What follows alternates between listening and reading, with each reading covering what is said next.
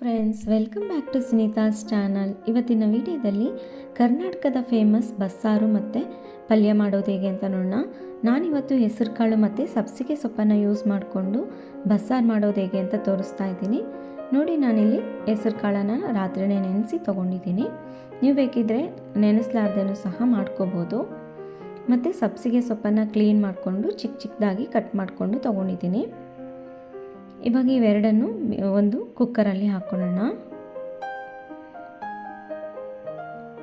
ಸಬ್ಸಿಗೆ ಸೊಪ್ಪು ಬದಲಿಗೆ ಬೇರೆ ಯಾವುದೇ ಸೊಪ್ಪನ್ನಾದರೂ ನೀವು ಯೂಸ್ ಮಾಡ್ಕೋಬೋದು. ಮತ್ತು ಬೇಯಲಿಕ್ಕೆ ಎಷ್ಟು ಬೇಕಷ್ಟು ನೋಡಿ ನೀರನ್ನು ಹಾಕ್ಕೋಬೇಕಾಗುತ್ತೆ. ಮತ್ತು ಸ್ವಲ್ಪ ಉಪ್ಪನ್ನು ಹಾಕ್ಕೊಂಡು ಮಿಕ್ಸ್ ಮಾಡ್ಕೊತಾ ಇದ್ದೀನಿ. ಇದೆಲ್ಲ ಮಿಕ್ಸ್ ಮಾಡ್ಕೊಂಡಾದಮೇಲೆ ಕ್ಯಾಪನ್ನು ಕ್ಲೋಸ್ ಮಾಡ್ಕೊಳ್ಳೋಣ. ನೋಡಿ, ಕ್ಯಾಪ್ ಕ್ಲೋಸ್ ಮಾಡ್ಕೊಂಡು ಇದನ್ನು ಒಂದು ವಿಸಿಲ್ ಹಾಕಿಸ್ಕೊತೀನಿ. ಈಗ ಅದು ವಿಸಿಲ್ ಬರೋದೊಳಗೆ ಮಸಾಲೆಗೆ ರೆಡಿ ಮಾಡ್ಕೊಳ್ಳೋಣ. ಒಂದು ಬಾಣಲೆನ ಇಟ್ಬಿಟ್ಟು ಒಂದು ಸ್ವಲ್ಪ ಎಣ್ಣೆ ಹಾಕ್ಕೊಂಡು ಜೀರಿಗೆ ಹಾಕ್ಕೊಂಡಿದ್ದೀನಿ, 1 ಸ್ಪೂನಷ್ಟು ಬೆಳ್ಳುಳ್ಳಿ ಮತ್ತು ಒಂದು ಮೀಡಿಯಮ್ ಸೈಜಿಂದು ಈರುಳ್ಳಿಯನ್ನು ತೊಗೊಂಡಿದ್ದೀನಿ. ಸ್ವಲ್ಪ ಚಿಕ್ಕ ಚಿಕ್ಕದಾಗಿ ಕಟ್ ಮಾಡಿಕೊಂಡು ಹಾಕ್ಕೊತಾ ಇದ್ದೀನಿ. ಮತ್ತು ಒಂದು ಸ್ವಲ್ಪ ಮೆಣಸಿನ್ಕಾಯನ್ನು ಹಾಕ್ಕೊಂಡಿದ್ದೀನಿ, ಹಸಿರು ಮೆಣಸಿನ್ಕಾಯಿ. ನೀವು ಬೇಕಿದ್ದರೆ ನಿಮ್ಮ ಖಾರಕ್ಕೆ ನೋಡಿಕೊಂಡು ನೀವು ಮೆಣಸಿನ್ಕಾಯನ್ನು ಹಾಕ್ಕೋಬೋದು. ಹಸಿರು ಮೆಣಸಿನ್ಕಾಯಿ ಬದಲಿಗೆ ಕೆಂಪು ಖಾರನೂ ಸಹ ಯೂಸ್ ಮಾಡ್ಕೋಬೋದು. ನಿಮ್ಮನೇಲಿ ಏನಾದರೂ ಒಲೆ ಇದ್ದರೆ ಕೆಂಡದಲ್ಲೇ ನೀವು ಈರುಳ್ಳಿಯನ್ನೆಲ್ಲ ಫ್ರೈ ಮಾಡ್ಕೊಂಡು ತೊಗೊಂಡ್ರೆ ಇನ್ನೂ ಚೆನ್ನಾಗಾಗುತ್ತೆ.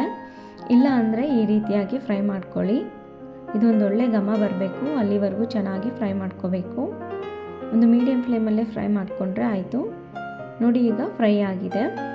ಇದನ್ನು ಸ್ವಲ್ಪ ತಣ್ಣಗಾಗೋಕ್ಕೆ ಪಕ್ಕಕ್ಕೆ ಬಿಟ್ಬಿಟ್ಟು ನೋಡಿ, ಕಾಳು ಮತ್ತು ಸೊಪ್ಪು ಎಲ್ಲ ಚೆನ್ನಾಗಿ ಬೆಂದಿದೆ. ಇದನ್ನು ನೀರಿಂದ ಸಪ್ರೇಟ್ ಮಾಡ್ಕೊಳ್ಳೋಣ. ಕಾಳು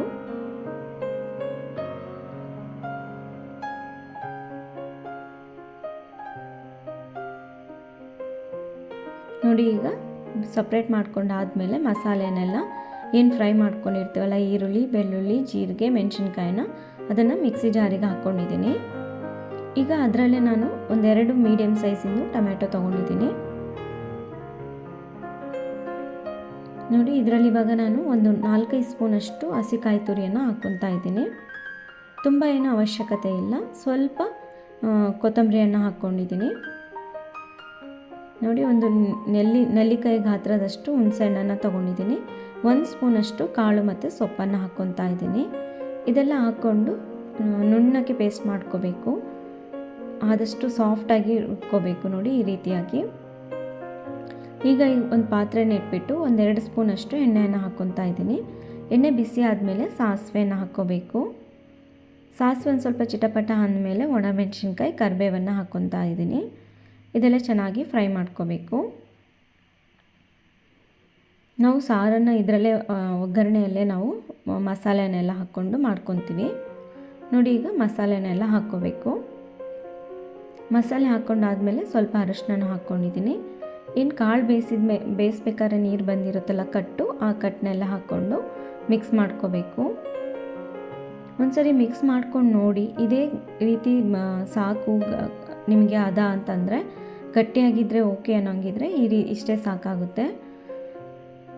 ನಮ್ಮ ಮನೆಯಲ್ಲಿ ಬಸ್ಸಾರು ಒಂದು ಸ್ವಲ್ಪ ನೀರು ಥರ ಇದ್ರೇ ಇಷ್ಟಪಡ್ತಾರೆ. ಹಾಗಾಗಿ ಸ್ವಲ್ಪ ನೀರನ್ನು ಹಾಕ್ಕೊಂಡೆ. ಮತ್ತು ರುಚಿಗೆ ತಕ್ಕಷ್ಟು ಉಪ್ಪನ್ನು ಹಾಕ್ಕೊಂಡಿದ್ದೀನಿ.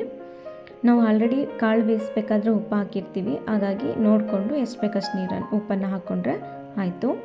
ಅದಾದಮೇಲೆ ಕ್ಯಾಪನ್ನು ಕ್ಲೋಸ್ ಮಾಡಿಕೊಂಡು 1-2 ನಿಮಿಷ ಬೇಯಿಸ್ಕೋಬೇಕಾಗುತ್ತೆ. ನೋಡಿ, ಈಗ 2 ನಿಮಿಷ ಆಗಿದೆ, ಚೆನ್ನಾಗಿ ಬೆಂದಿದೆ.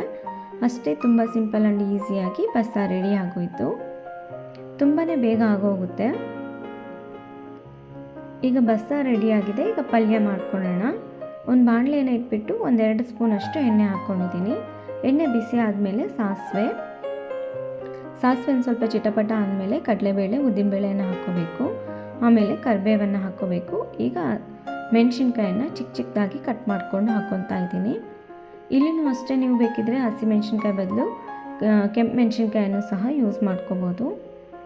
ಅದಾದಮೇಲೆ ಈರುಳ್ಳಿಯನ್ನು ಹಾಕ್ಕೊತಾ ಇದ್ದೀನಿ. ಈರುಳ್ಳಿ ಜಾಸ್ತಿ ಇದ್ದಷ್ಟು ಚೆನ್ನಾಗೇ ಇರುತ್ತೆ ಪಲ್ಯ, ಹಾಗಾಗಿ ಸ್ವಲ್ಪ ಹೆಚ್ಚನ್ನು ಸಹ ಹಾಕ್ಕೋಬೋದು. ಈ ರೀತಿ ಚಿಕ್ಕ ಚಿಕ್ಕದಾಗಿ ಕಟ್ ಮಾಡಿಕೊಂಡು ಹಾಕ್ಕೋಬೇಕು. ಮತ್ತು ಅದರಲ್ಲಿ ಈಗ ಉಪ್ಪು ಮತ್ತು ಅರಿಶಿನ ಹಾಕ್ಕೊತಾ ಇದ್ದೀನಿ. ಇದೆಲ್ಲ ಹಾಕ್ಕೊಂಡು ಚೆನ್ನಾಗಿ ಫ್ರೈ ಮಾಡ್ಕೊಳ್ಳಿ. ಈರುಳ್ಳಿ ಹಸಿಯಾಗಿದ್ದರೆ ಅಷ್ಟೊಂದು ಚೆನ್ನಾಗಿ ಅನಿಸೋದಿಲ್ಲ, ಹಾಗಾಗಿ ಒಂದು ಸ್ವಲ್ಪ ಚೆನ್ನಾಗಿ ಫ್ರೈ ಆಗೋವರೆಗೂ ಫ್ರೈ ಮಾಡ್ಕೋಬೇಕು.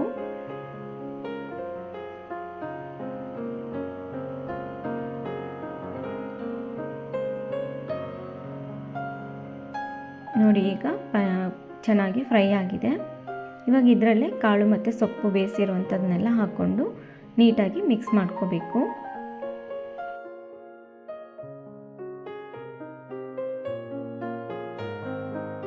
ಕಾಳು ನೆನೆಸ್ಬೇಕು ಅಂತ ಏನಿಲ್ಲ, ನೆನೆಸ್ಲಿಕ್ಕೆ ಟೈಮ್ ಇಲ್ಲ ಅಂದರೆ ನಿಮಗೆ ಹಾಗೇನೂ ಸಹ ಮಾಡ್ಕೋಬೋದು. ಒಂದೆರಡು ವಿಜಿಲ್ಸನ್ನು ಜಾಸ್ತಿ ಹಾಕಿಸ್ಕೊಂಡ್ರೆ ಆಯಿತು.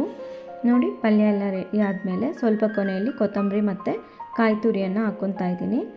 ಕಾಯಿ ತುರಿ ಸ್ವಲ್ಪ ಜಾಸ್ತಿ ಹಾಕ್ಕೊಂಡಷ್ಟು ಇದು ಪಲ್ಯದ ರುಚಿ ಸ್ವಲ್ಪ ಹೆಚ್ಚಾಗ್ತಾ ಹೋಗುತ್ತೆ, ಹಾಗಾಗಿ ಕಾಯಿ ತುರಿ ನೋಡಿಕೊಂಡು ಸ್ವಲ್ಪ ಹೆಚ್ಚಬೇಕು ಅಂದರೆ ಹಾಕ್ಕೋಬೋದು.